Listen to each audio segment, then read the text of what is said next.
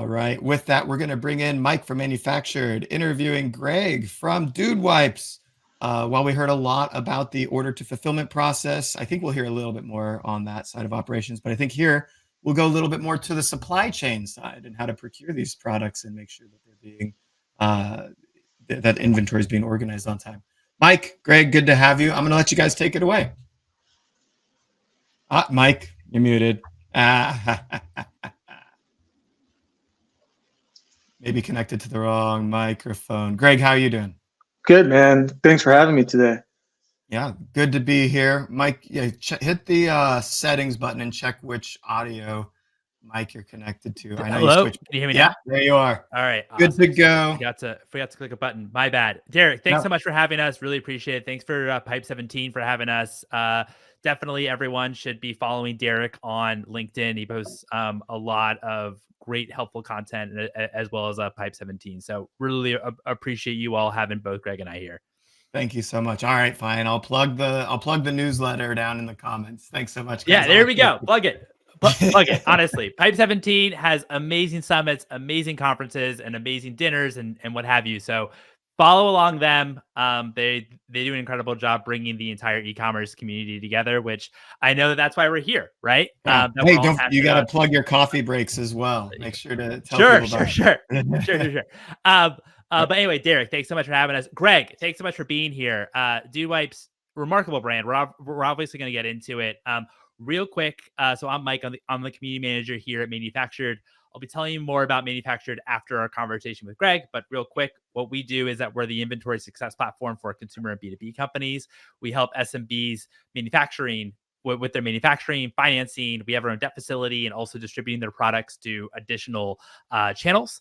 And we can serve around, we're currently serving 20 consumer categories. So pretty agnostic when it comes to the types of companies that we can work with. But I'll tell you a bit more about it. We have Greg Brown, the Greg Brown. He is the SVP of Operations at Dude Wipes. Dude Wipes makes billions of flushable wipes. It's a really remarkable story. They were on Shark Tank like years ago and raised money from Mark Cuban and really kind of dialed in on flushable wipes, which we'll talk about. And I think that actually what's quite unique about them is really their approach to B2B and really being so B2B specific. And we'll obviously get into that. Clearly I've had way too much coffee this morning. Greg, how are you? Thanks so much for being here. Yeah, man, I'm good. Thanks for having me. No, thanks so much. Thanks so much for being here. And just want to preface this as well. If anyone has questions for Greg that I didn't cover, and I'm sure there's going to be a ton of things that I don't cover that would be exceptionally amazing questions. Please, we want to try to make this as helpful as possible to other operators and other partners. So please ask your questions in the comments, and I will certainly try to get to them. All right. So Greg, tell me, I know I gave like a really quick rundown or one sentence about Dude Wipes, but tell us a little bit about Dude Wipes, how large of an entity you currently are, just to give us an idea, and also what types of SKUs and products do you sell? Yeah, absolutely. So if you're not familiar, we make a premium flushable wipe. We're in the toilet paper aisle, majority of retailers. So we're going to be about 170 million this year in revenue. Last year finishing around 120. So we're a growing business. And when you started, I know you started in February 19th. And first of all, that's incredible. I mean, 170 million this year. I mean, exceptional. Congrats on that. That's amazing. I know you joined Dude Wipes in February 2019. Where was the business at when you joined in terms of stage and revenue? And also maybe from a channel perspective too. Yeah, we were scaling. We were about 40 million, I would say, estimate when I started in 2019. From a channel perspective, we were in a lot of the big retailers, big box retailers. Amazon was and still is our largest platform and channel. But yeah, I mean, club was really the missing was the gap at that time. Club, you mean like Sam's Club and Sam's Club and Costco and those DJs and all those guys. So got it. So how is your approach, since you've been there now for a while?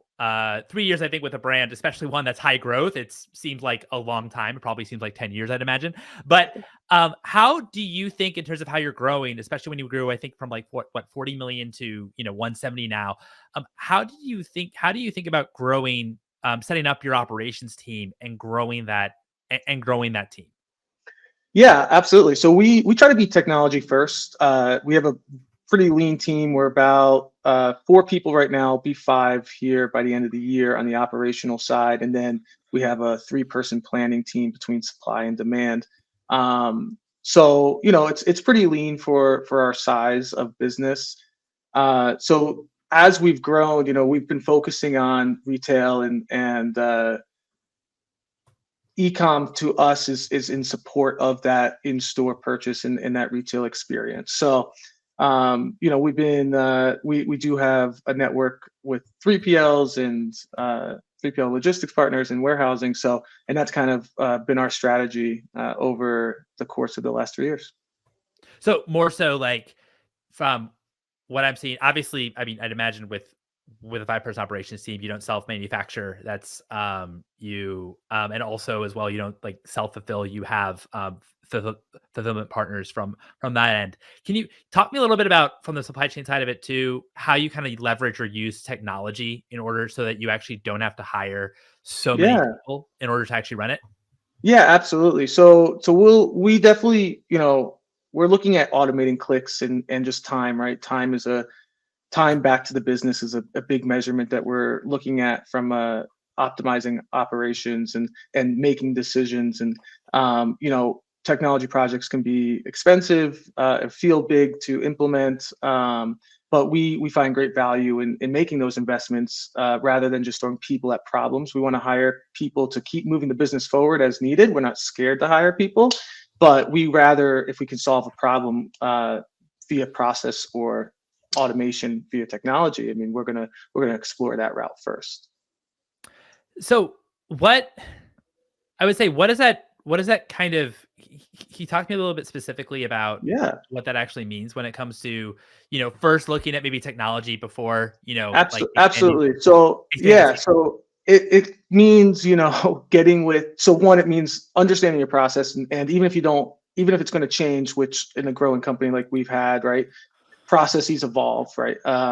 So we're looking for, what is our end goal? Where are we trying to get to? Because that end goal is not going to keep moving. That's the target that we're trying to attain. So even though how we get there might continue to shift. So looking at technology is going to be really breaking that process down, understanding where those bottlenecks are, and then it could be scripting within our ERP system to automate things. It could be sourcing new pieces of technology, like new software or automation, or leveraging different types of AI. That's a big thing now, right? And that we're just trying to get the team to use in their day to day, and we're still figuring that one out. But yeah, and it's just trying to always make sure that everybody's being very vocal if something is redundant or it probably can be automated. So it's really making sure and empowering everyone on the team that, like, they have a voice to tell us, like, hey, this is painful. I'm doing it all the time. There's a handful of exceptions, but typically it works this way. We take that process, we break it down, and we look at where can we automate as much of it as possible to give them back time just to manage exceptions and let the system kind of work for itself. And so is that you all in-house kind of building some of your own systems, or is that It's using not kind of building our systems. It's building on top of the systems that we have. So sometimes it's as easy as automating Excel sheets, which we try to get out of Excel as much as possible, but sometimes you still need it. So it's adding some VBA code, which would be things in-house. We have an analyst on the team who luckily can do that, and we put him let him tackle as many things as possible. Or it's leveraging and working with our partners. We also are on NetSuite, and it's like adding scripting and customization on top of that type of tool. Or it's integrating, right, with ecom platforms and other things to create better visibility with our partners. So building robust integrations to make sure our source of truth and visibility is as accurate as possible. So it's kind of a combination. I don't think there's a straight line on how to do it. You kind of, once again, start with that end target. How are you doing it today, and breaking that down. Cool. No, that's really helpful. And in terms of the breakdown a little bit on the supply chain side of it, are you all, in terms of like the actual raw materials or raw ingredients for the wipes Yeah. themselves, are you all placing those orders and then having it to the manufacturer, or is it a bit more turnkey where the manufacturer actually kind of produces you kind of send the exact products specs that you want to the manufacturer, and they kind of figure out in terms of producing that? Yeah, it's a mixed bag, actually. There's not a ton of manufacturers that do make flushable wipes, and our process is a little bit unique. But we are not placing the purchase orders ourselves for our raw materials. That being said, we do have a heavy hand in that relationship down the supply chain and making sure. So we're part of the whole supply chain, but we are allowing our manufacturer to place the actual purchase orders and receive it on our behalf, and then we kind of take it once it's into a finished good. But it is something that we like to have a touch on throughout the whole chain. Yeah, no, it's. I remember talking to another operations leader, and they kind of said, "Listen, as long as I have enough raws, like I just make sure I never run out of like the raw ingredients or like raw materials for my product, that I'm always in stock. I can then produce or manufacture it, anytime I want to, but never like running out of stock on Never. that. Then that is like critical. How I'm just kind of curious, just because on the supply chain side of it too, like you don't you really rely on partners for to do many of a few of the operation side, and it makes sense because you have a very, very lean team. I'm just I'm just curious how you all think about margin versus kind of hiring as well, because of course when you Yeah, have like a partner as well, that of course they need to make money too, right? So you're kind of giving up a bit of margin without doing it yourself, but at the same time you then don't have to hire people as well to actually do that work.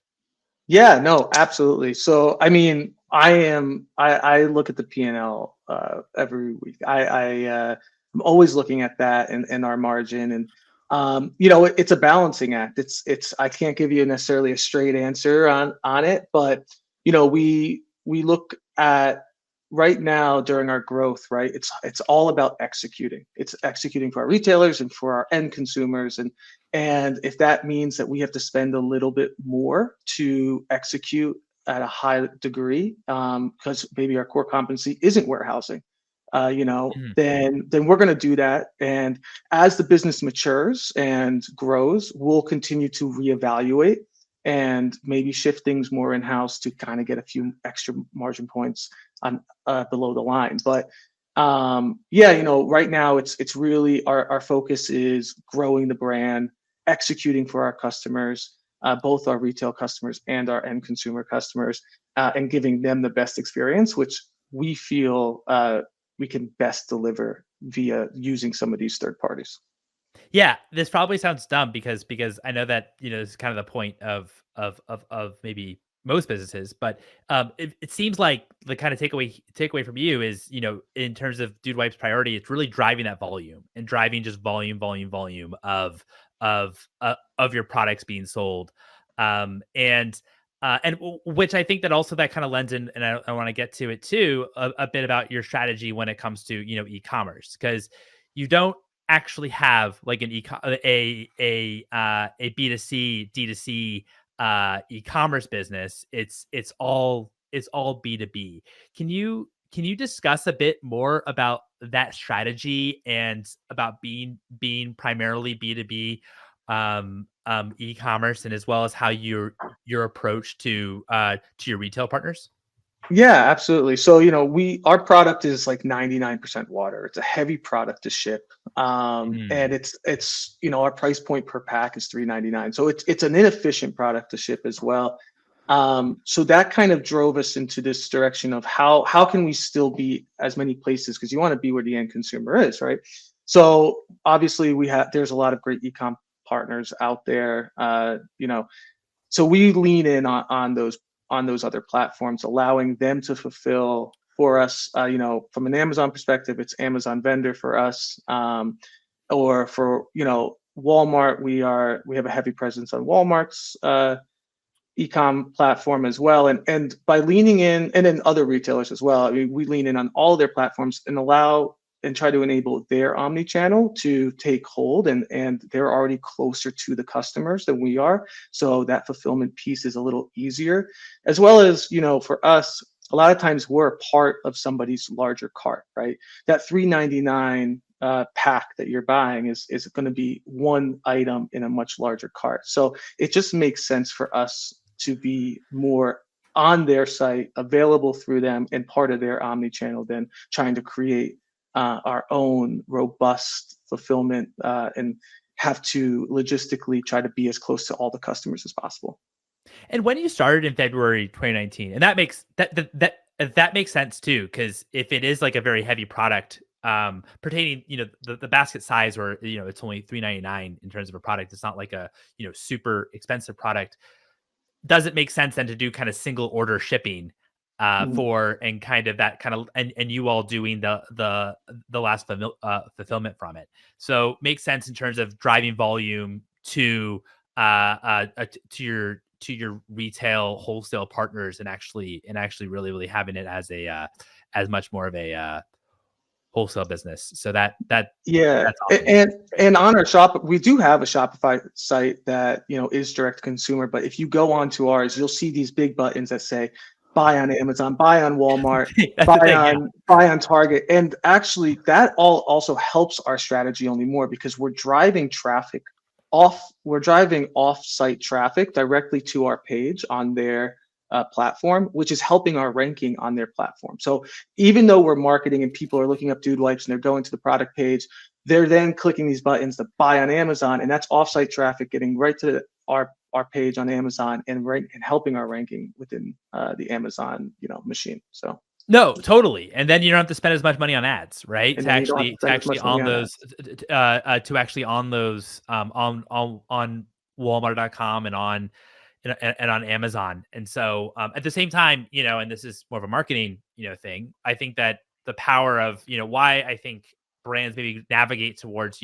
doing D2C and being primarily D2C, meaning you're kind of selling products on the site, is because you actually are able to kind of control much more of the customer experience when it comes to collecting emails and, email marketing and kind of all that kind of stuff, which you might lose that a little bit since you're, directing people to on the B2B side. I know that's more of a marketing side, so we don't have to go into that. But what I think is really just interesting, and just in terms of it's kind of a unique strategy you all are employing, because I think that there was this because of D2C, it sounds really, terrific, and it is very, very terrific, depending on what product you are. But you've all taken like quite a different strategy in terms of actually driving business, even on the e-commerce side, to your e-com partners, to resale wholesale partners, instead of actually selling to it's selling on your site, which I think is really cool. And also kind of breaking down as well why, because of course it is like a heavy product. It makes a lot more sense versus for wholesale channels. Yeah. And lastly on that, really quick, just it also is great for our relationships, right? Like a lot of these companies, there was just a good article about in the Wall Street Journal about Walmart's strategy on like trying to drive their e-com sales. So us being able to also tell our buyers and talk to these people that we have relationships with, and explain to them how we're driving more traffic to their sites, they love it. And it's a relationship builder as well. So there's a few benefits outside of just the rankings as well. Talk to me a little bit about SKUs as well. How many SKUs do you sell? How also do you think about planning for those SKUs in general, in terms of what your hero product is, high bestseller versus maybe some of the others, or maybe they're all evenly distributed? Yeah, no, it's not an even distribution. We have a handful of what we would consider hero SKUs. It's really our 48 count pack that's meant for you to have in your bathroom at home. But those we have there's like 2 scents that I would consider a hero SKU of that pack. But I think our shea butter scent is really going to be taken over soon. But yeah, so planning for it is definitely tough, especially with our growth, and right now our business, one of our things that we're trying to solve for the next 5 years is capacity. It's how do we keep up with the growth. So planning is for us is a lot of one, of course, being really in tune with your sales and marketing teams on what are they doing, what are retailers looking for, promotions and opportunities, but then also really looking at that market POS data, since we are so B2B, and leveraging all that data to try to understand, what is our turns, and then obviously work that back into our supply plan. And what we find a lot of times as well as something that we're monitoring is what is our customers' inventory. We want to make sure, because such a high growth product, it's not just hard for us to plan, but we find that our customers also have a hard time understanding how much inventory they need. So sometimes they overbuy, sometimes they underbuy. So we try to give them guidance. And by doing that, we also are helping ourselves kind of build some resilience into the supply chain, and making sure that we're going to have enough inventory based on that collaboration. So we're really trying to partner with our retailers in what should inventory look like based on that POS data, and then we work that back into our supply plan. What's your overall as well approach to partnerships with retailers and actually building some of those relationships that maybe they I know that for e-commerce a lot of this is maybe algorithmic based, but how do you think about overall partnerships with, or your approach to partnerships with the retailers? Yeah, I mean, it's obviously critical. Amazon's a funny one, because Amazon is a bit more of a machine. You don't have people all the time to talk to. So, if we have to cut orders or allocate orders, usually we're cutting or allocating on Amazon, more so than we're cutting or allocating on other retailers. And the strategy there is we have those relationships to manage, right? A lot of times we're dealing with people directly. So from that perspective, we're really trying to always, once again, meet expectations and execute really highly. It's kind of understanding each retailer and how they work. And if they're kind of more of a machine like Amazon, or if it's more of like this person face to face that you have to lean in on, and kind of show that you're working for their goals and objectives.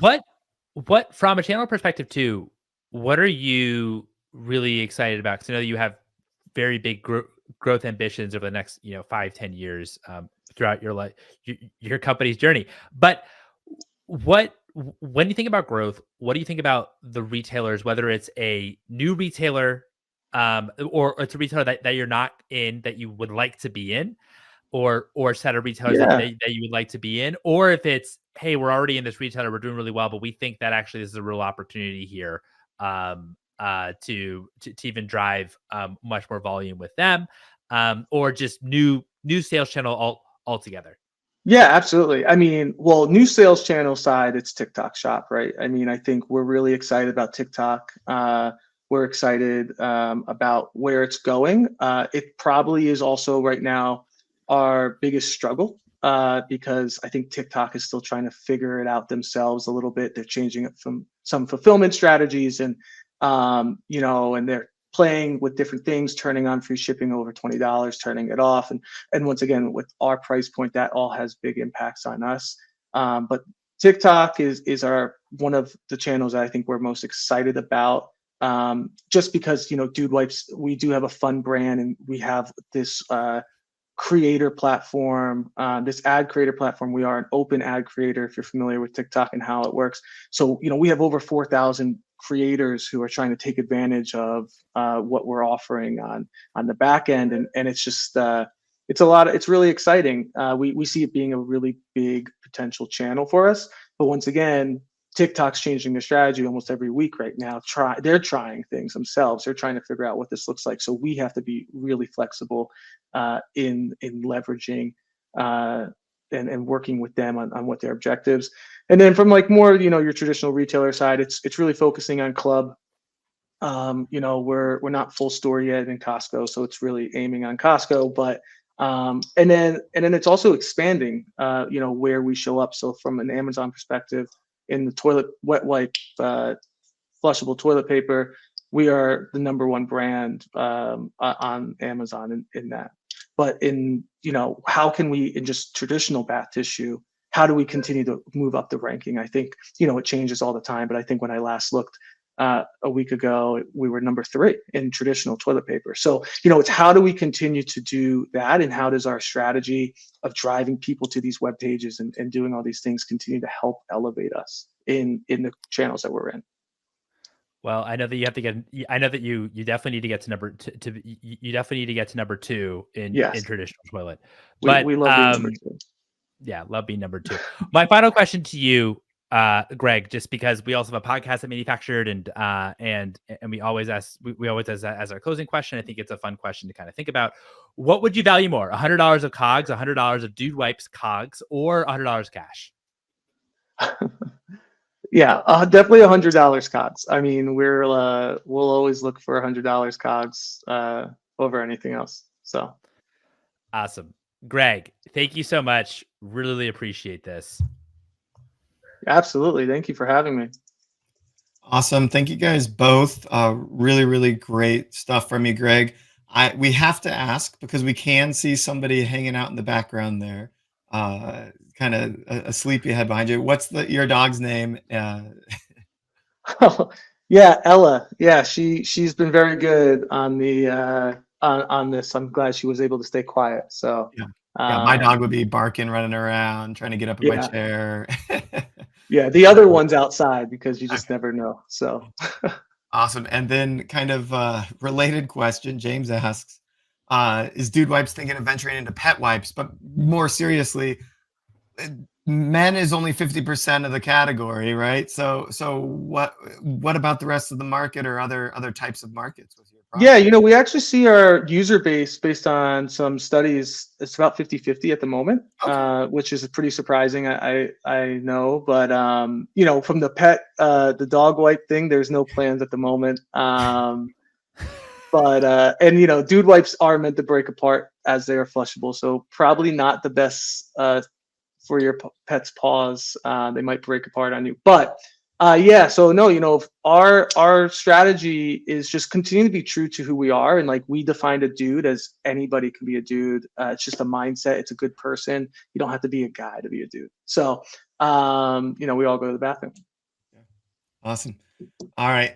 Thanks so much for both of you. We're going to move into our next session. See you guys later. Thanks, Thank guys. you. Bye. Bye.